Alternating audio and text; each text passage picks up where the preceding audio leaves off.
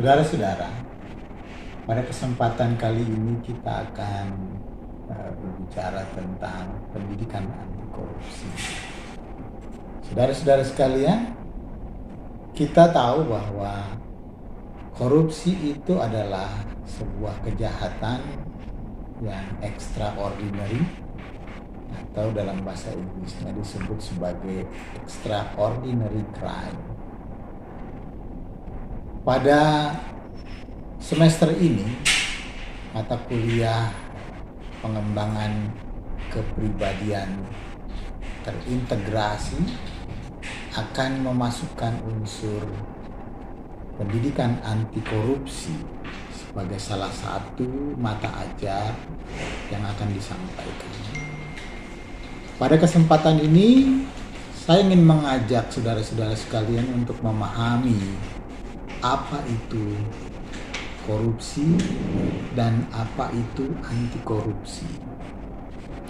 Pada dasarnya, anti korupsi ini diselenggarakan untuk mengajak saudara-saudara memahami prinsip-prinsip dasar dari anti korupsi.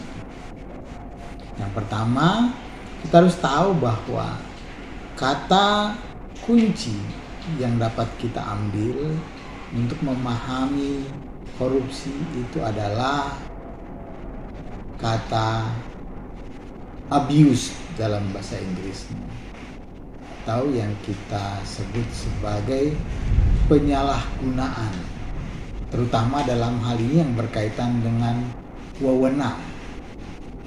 Dalam bahasa Inggrisnya nanti kita mengatakan seperti ini, bahwa korupsi itu adalah abuse of power tends to personal gains. Jadi artinya korupsi itu adalah penyalahgunaan wewenang untuk kepentingan-kepentingan pribadi. Meskipun demikian, secara konteks, korupsi itu adalah sesuatu yang secara moral environment itu dilakukan oleh seseorang atau personal, atau dilakukan oleh sekelompok orang atau society. Nah, kesempatan yang dipergunakan oleh perorangan atau kelompok orang untuk menyalahgunakan wewenangnya demi memperkaya diri, itu kita sebut sebagai tindakan korupsi. Meskipun demikian, kita harus mengenal bahwa paling tidak ada lingkungan moral yang katakanlah kondusif untuk melaksanakan korupsi atau menyelenggarakan korupsi tadi, baik perorangan maupun secara kelompok. Yang pertama kita sebut sebagai socio-moral condition yang kondusif, karena ada ketidaksetaraan atau ketidakadilan dalam sistem. Secara moral atau secara lingkungan moral, kita mengenal 3 hal nanti yang berkaitan dengan lingkungan moral yang kondusif untuk perilaku korupsi. Yang pertama adalah socio-moral condition atau kondisi sosial moral yang kondusif untuk korupsi karena adanya ketidaksetaraan, ketidakadilan, baik dalam sistem keuangan ataupun status. Kemudian yang kedua, ada sosial moral yang dapat memfasilitasi atau memungkinkan terjadinya tindak korupsi karena adanya moral confusion, karena adanya moral kebingungan moral. Nanti barangkali itu disebabkan oleh adanya contoh-contoh hukuman yang terlalu ringan buat orang yang melakukan tindakan korupsi. Dan yang ketiga, ini barangkali bisa jadi yang paling penting, karena terjadinya ketidakseimbangan kekuasaan. Ada penguasa barangkali yang terlalu kuat. Seperti halnya misalnya pada zaman dahulu kala, ada raja-raja yang terlalu kuat. Dan itu memungkinkan terjadinya tindakan korupsi. Atau barangkali junta-junta militer seperti itu juga memungkinkan untuk terjadinya tindak korupsi. Kenapa terjadi? Nah, di dalam pendidikan anti korupsi kita akan melihat ada sistem akuntabilitas institusi. Itu barangkali ada yang sistem akuntabilitasnya itu tidak baik. Ya, tidak baik. Ini sebetulnya yang paling penting dalam demokrasi. Akuntabilitas itu penting dalam demokrasi. Hubungannya nanti dengan korupsi itu adalah ketika ada akuntabilitas dan ada keseimbangan dalam demokrasi, maka kemudian akan ada perimbangan-perimbangan dan ada kemudian yang kita kenal sebagai transparansi. Itulah makanya kita perlu kedua hal tadi. Kita perlu akuntabilitas, satu lembaga, baik lembaga pemerintah maupun lembaga swasta yang akuntabel, yang akuntabilitasnya bisa dijamin, dan juga yang dapat memperlihatkan transparansi di dalam lembaga-lembaga tersebut. Nah, ini hal-hal yang penting kita pahami. Jadi saudara-saudara sekalian, kita tidak hanya mendapatkan contoh-contoh betapa korupsi itu merugikan negara. Dalam hal ini tidak hanya merugikan negara, tetapi juga merugikan masing-masing dari kita. Saya dan saudara-saudara sekalian dirugikan karena tindakan korupsi. Dirugikan karena ada orang yang korupsi. Bukan hanya negaranya saja. Ada beberapa penyebab dari korupsi. Memang seperti low pay scale katanya, pendapatan yang rendah, gaji yang rendah. Terus kemudian ada kesempatan kerja yang terlalu kecil, terlalu rendah. Kemudian hukuman yang terlalu singkat dan terlalu rendah. Terus kemudian salah satu yang penting juga lemahnya moralitas. Terus kemudian kita lanjut pada keinginan yang tidak dapat dikendalikan. Nah, ini juga keinginan-keinginan yang tak terkendali dari orang-orangnya. Tadi sudah saya sebut penyebab yang korupsi di sini adalah sedikitnya atau kecilnya atau lemahnya contoh-contoh hukuman buat orang-orang yang korupsi. Terus lanjut lagi, masyarakat itu agak lemah dalam unity-nya, dalam kesatuannya, dalam persatuannya untuk berantas korupsi. Terus yang kedelapan, kita lihat di sini tadi sudah berbicara tentang transparansi. Jadi di sini ada lemah dalam transparansi. Dan yang terakhir adalah ketidakseimbangan kekuatan atau kekuasaan di bidang sistem peradilan kita. Jadi kira-kira itulah saudara-saudara yang akan kita pelajari, yang akan kita lihat dalam pendidikan anti korupsi. Pada kesempatan ini kita akan mendapat beberapa masukan asupan gizi pengetahuan yang diberikan oleh lembaga yang otoritas atau lembaga yang otoritatif di dalam pemberantasan korupsi di Indonesia, yaitu KPK. Nah, saudara-saudara, pada hari ini dipersilakan untuk mempelajarinya dan kemudian menjadikan itu sebagai pemantik, sebagai pemicu diskusi saudara-saudara pada kesempatan selanjutnya. Atas perhatian saudara-saudara, saya ucapkan terima kasih. Selamat belajar. Semangat pagi! Pagi, pagi, pagi. Aku ingin Indonesia tanpa korupsi.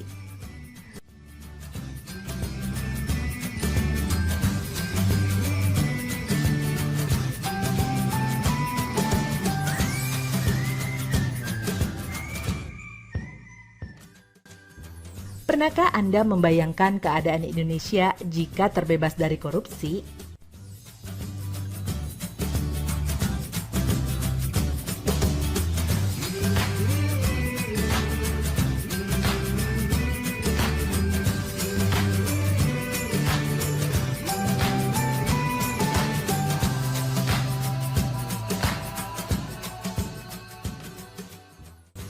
Menurut Anda, apalagi keuntungan yang dapat kita rasakan di negeri ini apabila tidak ada korupsi? Sebagai contoh, Anda dapat melihat keadaan negara Denmark saat ini. Denmark menduduki peringkat pertama negara bebas korupsi di dunia. Apakah Anda ingin Indonesia mengikuti jejak Denmark sebagai negara yang benar-benar bebas dari korupsi?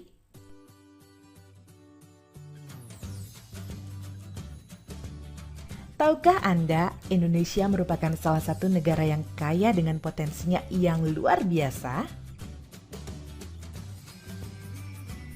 Potensi kekayaan Indonesia inilah yang sering kali disalahgunakan oleh pihak-pihak tak bertanggung jawab atau dikorupsi. Apa buktinya kalau Indonesia termasuk negara yang kaya?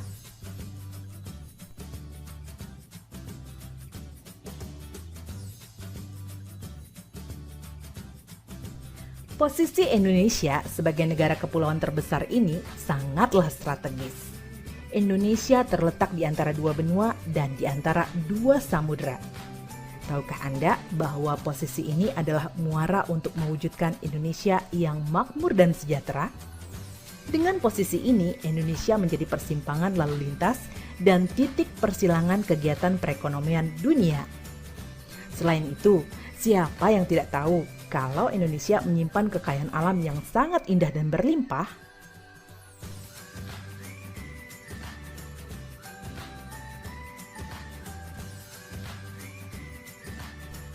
Mengingat sumber daya manusia di Indonesia yang jumlahnya menduduki posisi keempat terbanyak di dunia, maka sangatlah mungkin SDM menjadi sumber penyedia tenaga kerja dalam memanfaatkan kekayaan alam yang tersedia untuk kesejahteraan bersama.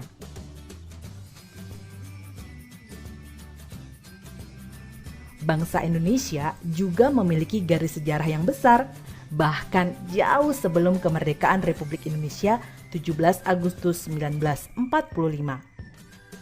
Beberapa di antaranya, seperti Samudra Pasai yang menguasai perdagangan, Majapahit di bawah komando Mahapati Gajah Mada yang berhasil mempersatukan Nusantara, penjajahan Belanda selama 3,5 abad, penjajahan Jepang selama 3,5 tahun, hingga Indonesia merdeka. Setelah merdeka, sudah seharusnya bangsa ini lebih leluasa untuk mengurus diri sendiri, mengelola, serta memanfaatkan kekayaan yang dimiliki demi kemakmuran bangsa. Masih banyak kekayaan Indonesia yang belum disebutkan. Menurut Anda, apa saja itu? Tentu Anda ingin menjaga kekayaan Indonesia demi kesejahteraan bersama, bukan?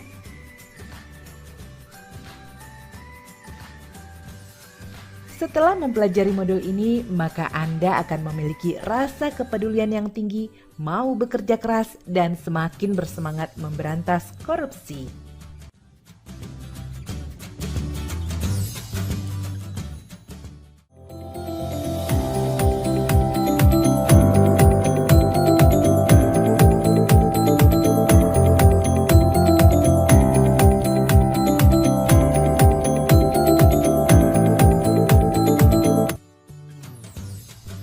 dampak masif dan biaya sosial korupsi.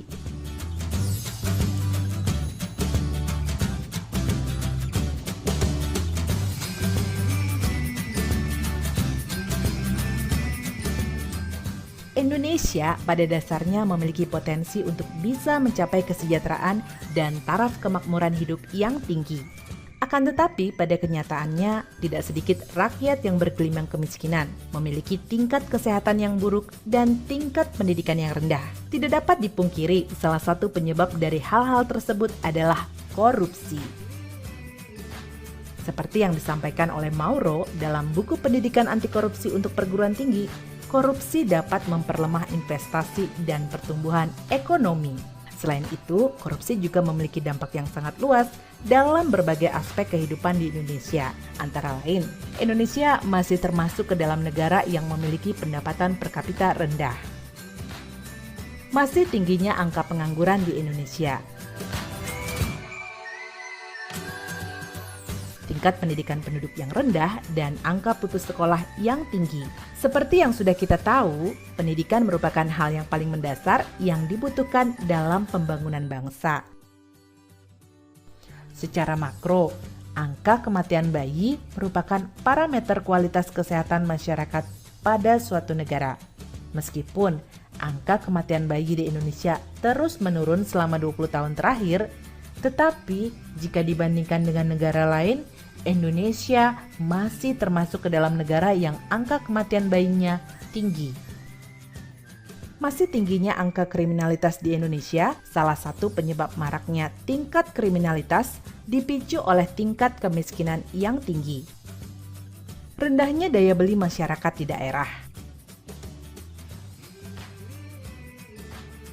Berdasarkan analisis Reveal Comparative Advantage atau RCA oleh Kementerian Perindustrian, 5 sektor memiliki daya saing di ambang batas bawah terhadap produk asing, yakni sekitar minus 3 hingga 0,03. Berdasarkan dari apa yang sudah dijelaskan sebelumnya, keadaan ini tentunya sangat memprihatinkan. Indonesia merupakan negara yang kaya, tetapi masih belum dapat dikatakan negara yang makmur dan sejahtera. Selama 12 tahun terakhir, estimasi biaya eksplisit praktik korupsi yang dinikmati oleh 1.842 koruptor berjumlah 168 triliun rupiah. Bayangkan, dengan uang sebesar 168 triliun tersebut, pemerintah dapat membangun 195.000 gedung sekolah baru dengan asumsi biaya pembangunan sebesar 873 juta rupiah. Tingginya angka anak-anak putus sekolah karena keterbatasan biaya dapat diselamatkan dengan uang sebesar 168 triliun rupiah tersebut. Dengan asumsi bahwa biaya pendidikan dari SD hingga perguruan tinggi mencapai 50 juta rupiah, maka jumlah anak yang bisa disekolahkan hingga lulus perguruan tinggi sebanyak 3,36 juta anak. Berdasarkan hasil survei pedagang makanan di Jakarta, rata-rata modal yang mereka butuhkan maksimal 5 juta rupiah. Dengan asumsi setiap orang membutuhkan modal sebesar 5 juta rupiah, maka uang sebesar 168 triliun rupiah tersebut dapat digunakan untuk memberi modal kepada 33,6 juta pedagang. Pada September 2013, tercatat 21.313 km jalan di kabupaten dan 2.468 jalan provinsi yang rusak dan harus diperbaiki. Kementerian Pekerjaan Umum menyebutkan bahwa dana yang dibutuhkan untuk jalan daerah sebesar 118 triliun rupiah. Sehingga dengan uang 168 triliun itu dapat dimanfaatkan untuk memperbaiki semua jalan yang rusak. Selain itu, uang sejumlah 168 triliun dapat juga digunakan untuk pembangunan infrastruktur baru, seperti penyebaran listrik di daerah-daerah yang masih belum tersentuh listrik hingga saat ini. Atau bisa juga dimanfaatkan untuk menjaga stabilitas pasokan solar ke banyak daerah yang listriknya kerap padam. Tentunya tidak hanya listrik, tetapi juga bisa menciptakan banyak sumur atau sungai baru, sehingga tidak lagi terjadi banjir. Lalu pengadaan transportasi massal demi mengurangi kemacetan. Berdasarkan dari penjabaran tersebut, uang 168 triliun sangat berarti, bukan? Silakan Anda telaah lebih jauh mengenai apa saja yang dapat dilakukan dengan uang 168 triliun rupiah demi menciptakan negara Indonesia yang lebih makmur dan sejahtera. Dalam suatu persidangan, jaksa selalu menghitung kerugian negara yang diakibatkan tindak pidana korupsi. Uang itulah yang dinikmati para koruptor yang disebut biaya eksplisit. Hal lain yang perlu diketahui adalah biaya eksplisit bukanlah satu-satunya kerugian akibat ulah koruptor. Biaya sosial korupsi terdiri dari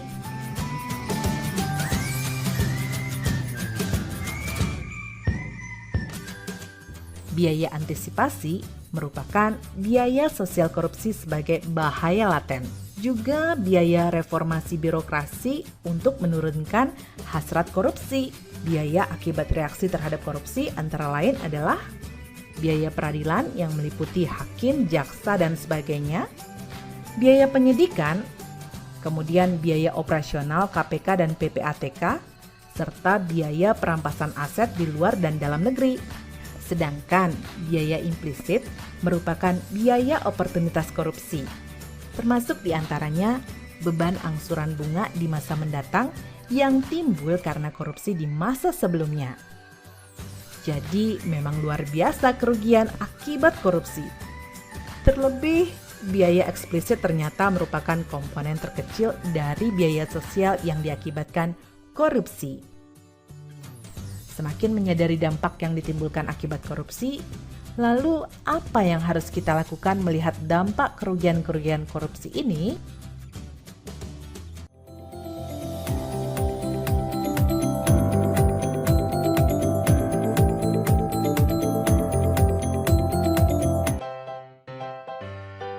Pengertian bentuk-bentuk contoh kasus dan penyebab korupsi.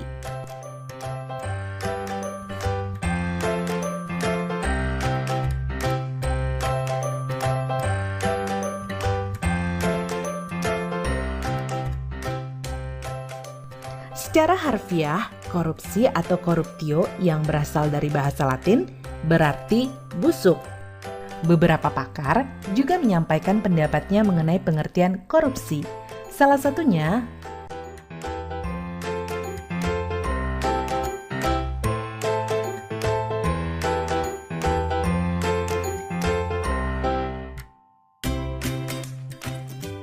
korupsi sudah sangat meresahkan. Maka banyak lembaga-lembaga anti korupsi didirikan. Salah satu dari lembaga ini juga mengemukakan pengertian korupsi, yaitu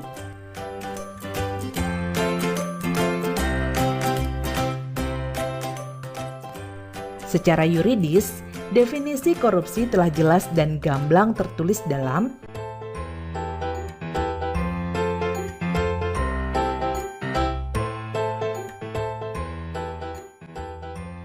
definisi tersebut kurang lebih memiliki inti arti, yaitu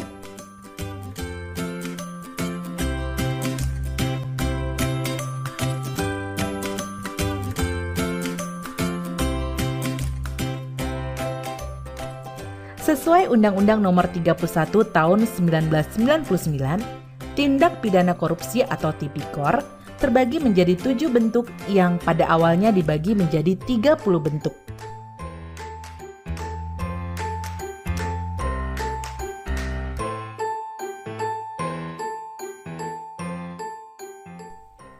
Pertama, merugikan keuangan negara. Penyalahgunaan wewenang jabatan atau tindakan yang melanggar kepentingan umum termasuk tindak korupsi karena merugikan keuangan negara.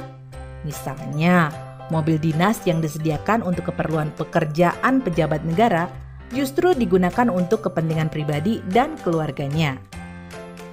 Selanjutnya, suap menyuap. Kasus suap bisa dikatakan populer atau paling sering terjadi. Suap biasanya dilakukan sebagai upaya memuluskan kebutuhan si penyuap dengan memberi sejumlah uang. Contoh kasus suap yang hampir setiap hari kita temui di jalan adalah para pelanggar lalu lintas yang memberi sejumlah uang kepada polisi agar lolos dari hukuman. Ketiga, penggelapan dalam jabatan. Pelaku tindak korupsi ini adalah mereka yang memiliki jabatan tertentu dan melakukan tindakan penggelapan uang atau dokumen berharga lain yang menguntungkan dirinya. Contoh kecil yang mungkin pernah terjadi di sekitar kita adalah menggunakan kwitansi kosong agar nominal uang di dalamnya dapat direkayasa oleh si pelaku. Keempat, pemerasan. Pemerasan merupakan perbuatan pihak yang menyalahgunakan kekuasaannya untuk memaksa orang lain melakukan sesuatu yang menguntungkan dirinya. Contohnya, pungutan liar atau pungli yang dikenakan oleh aparat kepada masyarakat sebagai tarif pengurusan dokumen tertentu. Padahal, seharusnya pengurusan dokumen ini bebas biaya. Kelima, perbuatan curang. Segala bentuk kecurangan termasuk tindak korupsi. Sebagai contoh, pemborong proyek bangunan yang melibatkan kecurangan kontraktor, tukang, ataupun toko bahan bangunan. Keenam, benturan kepentingan dalam pengadaan, atau yang dikenal dengan conflict of interest. Maksudnya adalah seorang pejabat yang dihadapkan pada peluang untuk menguntungkan dirinya sendiri, keluarga, ataupun kroni-kroninya. Misalnya, meskipun dilakukan tender dalam proyek, pegawai negeri ikut terlibat dalam proses dengan mengikut sertakan perusahaan miliknya. Terakhir adalah gratifikasi. Tindak pidana korupsi ini sangat dekat dengan masyarakat. Bahkan banyak yang tidak sadar bahwa secara tidak langsung mereka melakukan gratifikasi. Gratifikasi merupakan pemberian hadiah dalam bentuk apapun kepada pejabat publik dengan harapan adanya timbal balik dari si penerima. Hadiah yang diberikan bisa berbentuk tiket perjalanan gratis, paket liburan gratis, parsel hari raya, dan lain sebagainya. Anda dapat mencari contoh-contoh lain dari tindak pidana korupsi, agar Anda dapat lebih waspada akan tindak pidana korupsi yang mungkin terjadi di sekitar. Dari penjelasan ketujuh bentuk korupsi dan contohnya, dapatkah Anda menelaah apa yang menyebabkan pelaku melakukan berbagai tindak korupsi tersebut? Menurut Ghosn Theory, faktor-faktor penyebab korupsi ini meliputi 1. Greeds atau keserakahan, 2. Opportunities atau kesempatan, 3. Needs atau kebutuhan, dan 4. Exposure atau pengungkapan yang berarti konsekuensi yang dihadapi oleh pelaku kecurangan apabila pelaku terbukti bersalah. Pendapat lain menyebutkan bahwa korupsi dapat terjadi karena terpaksa, memaksa, dan dipaksa. Anda dapat mencari tahu lebih lanjut tentang ketiga penyebab korupsi tersebut untuk meyakinkan Anda bahwa motif pelaku dalam melakukan korupsi itu beragam. Setelah mempelajari modul ini, maka Anda akan lebih disiplin, jujur, dan bertanggung jawab dalam melakukan apapun sebagai upaya untuk menghindari berbagai tindak korupsi.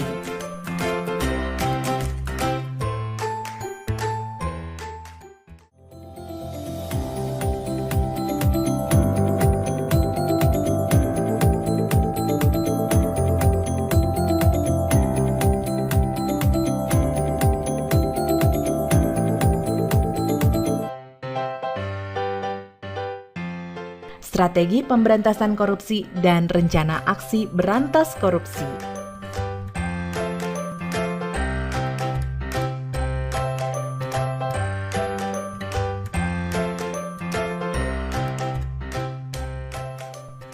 Di Yogyakarta sudah bukan hal yang asing lagi jika melihat becak berwarna jingga mencolok dipadukan dengan aksen batik kawung sedang berwarawiri. Akan tetapi, yang lebih menarik perhatian adalah tulisan yang terdapat tepat di bawah aksen batik kawung tadi. Becak-becak itu bertuliskan, bebas kolusi dan korupsi, korupsi sengsarakan rakyat, dan sebagainya. Iya, becak anti korupsi itu merupakan hasil kreasi dari Majelis Pemberdayaan Masyarakat Pimpinan Pusat Muhammadiyah, bekerja sama dengan KPK untuk menggugah kesadaran masyarakat akan bahaya korupsi. Apakah Anda tahu, beca anti korupsi di Yogyakarta tadi dapat dikatakan sebagai salah satu contoh kontribusi masyarakat dalam bentuk kampanye anti korupsi. Strategi pemberantasan korupsi terbagi menjadi 3, yaitu strategi represif, strategi perbaikan sistem, dan edukasi dan kampanye. Kira-kira apa yang dimaksud dengan strategi represif? Melalui strategi represif, KPK menyeret koruptor ke meja hijau, membacakan tuntutan, serta menghadirkan saksi-saksi dan alat bukti yang menguatkan. Tahapan yang dilakukan dalam strategi represif dimulai dari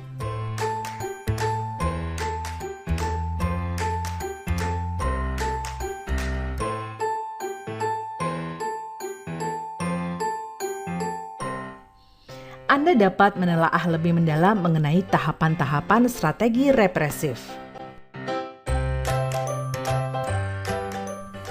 Selanjutnya, perbaikan sistem. Di Indonesia masih banyak sistem yang justru membuka celah untuk terjadinya tindak pidana korupsi.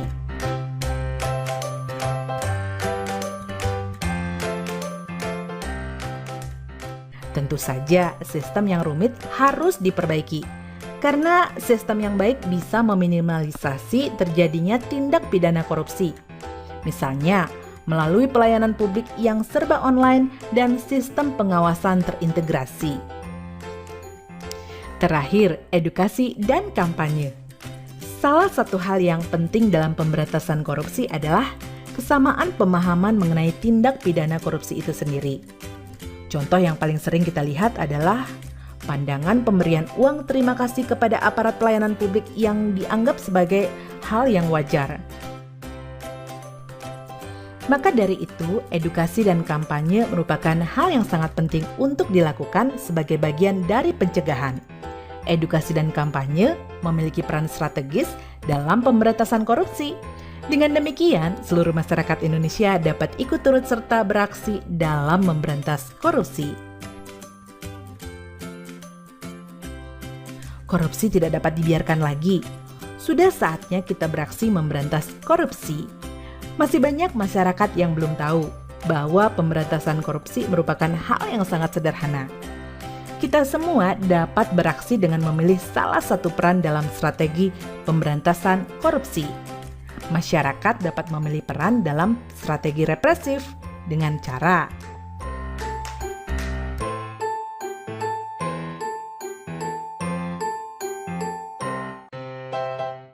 Selain itu, masyarakat juga dapat memilih peran dalam strategi perbaikan sistem dengan cara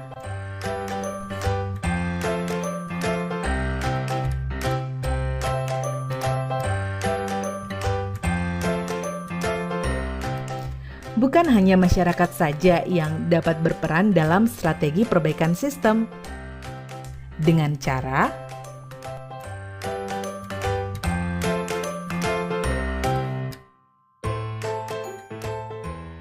dan masyarakat juga dapat memilih peran dalam strategi edukasi dan kampanye dengan cara menyesuaikan bakat atau kemampuan yang dimiliki.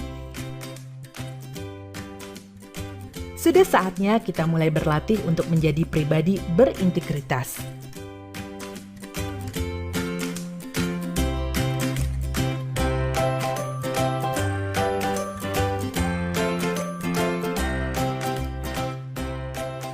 Kira-kira bagaimana cara agar kita dapat menjadi pribadi yang berintegritas? Kita dapat belajar dari tokoh bangsa dan berlatih dari hal-hal kecil dalam kehidupan sehari-hari. Seperti tidak melanggar aturan lalu lintas, tidak membuang sampah sembarangan, dan lain sebagainya. Dari hal-hal kecil tersebut, kita dapat melatih menjadi diri yang berintegritas. Karena bagaimana mungkin bisa memberantas korupsi jika kita tidak bisa mengatasi keinginan untuk melakukan pelanggaran kecil seperti itu. Setelah mempelajari modul ini, Anda akan lebih peduli, berani, semakin disiplin, dan memiliki rasa tanggung jawab terhadap kesejahteraan di Indonesia.